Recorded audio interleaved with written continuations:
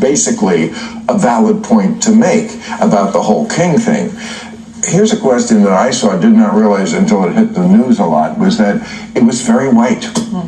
What do you make of that? That the guy in Baltimore, the paper there said, we struggled to, our photographer, to find a picture of black people in this march. I'm okay with that. I didn't go, and I feel like, well, you talk. Well, we had a meeting.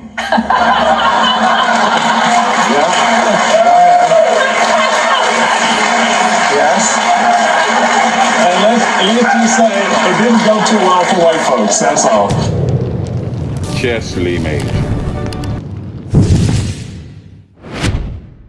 You know, Bill Maher got on Beyonce's internet and said, where were the black people at the No Kings protests? Okay, and my response to that was, how you ain't get the memo? Okay, black people haven't been keeping it a secret.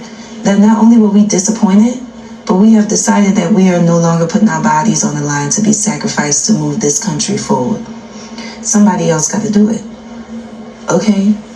And some people, some demographics may not feel as though that's right.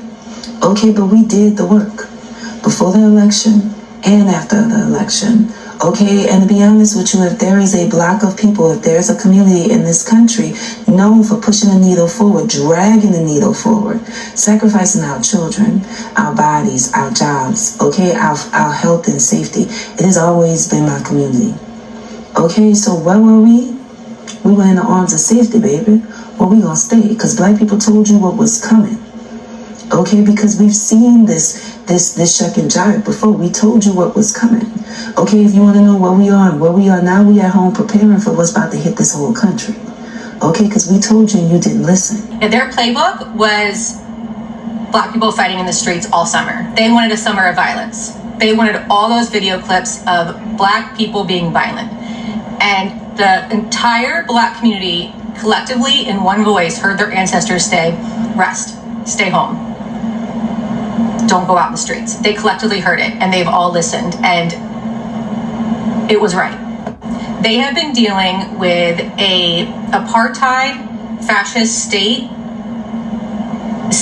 for generations, even worse than an apartheid state. Like in the slavery era, that was like they have been in an abusive, narcissistic relationship with the government for generations, since the first person unwillingly stepped foot on this land. They have studied their abusers, because that's what you have to do. When you are a victim to an abuser, you have to study their every movement as a form of self-protection, and they have done that. They didn't have to learn it as they go when he took power in November. They already knew.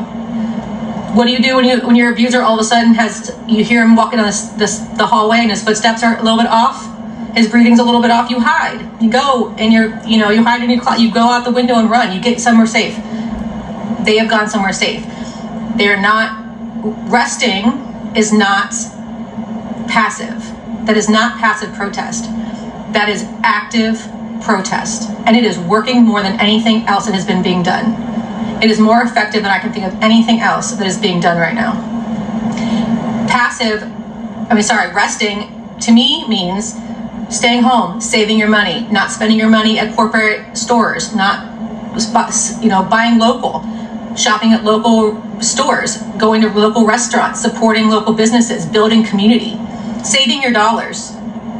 We brought down Target, and that was 100% led by black people, by the black community, 100%.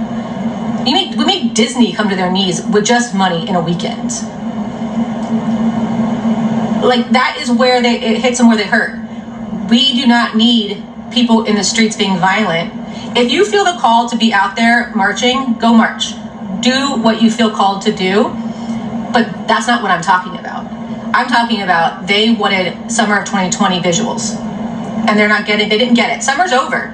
They never got those visuals. I guarantee they have some strategy book and they're like, summer of violence, martial law, we can bring troops in everywhere. Every time they bring troops in somewhere that is shown to be peaceful, people wake up. Every time somebody wakes up. It's a snowball. So people that are resting are literally doing the most right now.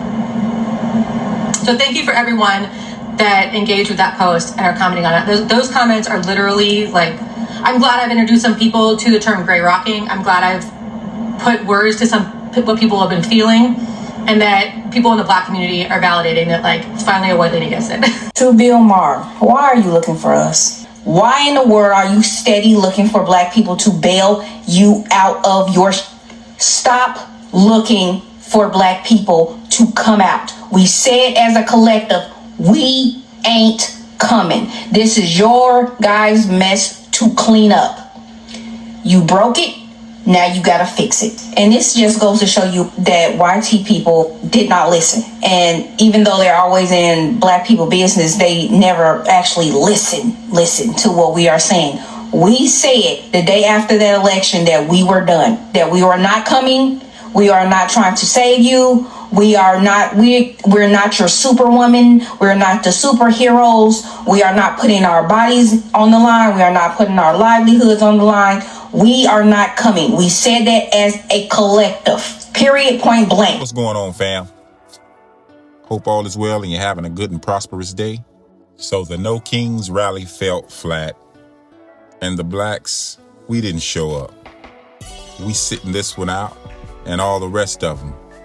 Just how people sit them out when it comes to our interests. But we told y'all what was ahead. You didn't listen. So now it's time for you to get out there and do the work. We've been doing the work forever and a day. It's y'all turn to do some work. Do some of the foot and some of the leg work. No Kings rally was more like a parade. Instead of a protest, the No Kings protest was more like a parade. Yeah, a bunch of foolery going on and nonsense and people shouting about abortion, people shouting about LGBTQ rights, people shouting about illegal alien rights and everything else. But one thing they weren't shouting about was reparations or a hate crime bill for Black people or none of that. You know, things that we have to advocate for as Black people our damn self. But yeah, the No Kings rally was a piece of, you know what, it wasn't worth its weight in gold. No. The juice just wasn't worth the squeeze. The No Kings rally didn't have Black people there. You know, we hold the moral legitimacy of this country. You know, everything and everybody else is pretty much upside down when it comes to the United States of America. If we sat this one out, we'd probably be sitting out all the rest of them until y'all get it together. When Black people protest, it's for a real cause. Bill Maher want to know where the Black people was at? We were at home chilling, resting, holding on to our sanity, holding on to our cash, and just trying to keep it together because we know what's up. We know what's on the way. So, we've been told you Donald Trump ain't it, but y'all wouldn't listen. You voted against your own interests, and we let you do it, too. Yeah, we let you do it. So you can get a taste of what Black people go through every single day. A sea of white people. That's all you saw. Maybe a little Black person here or there sprinkled in, and most likely they weren't Black Americans. But there were no Blacks at the No Kings rally. We sat this one out.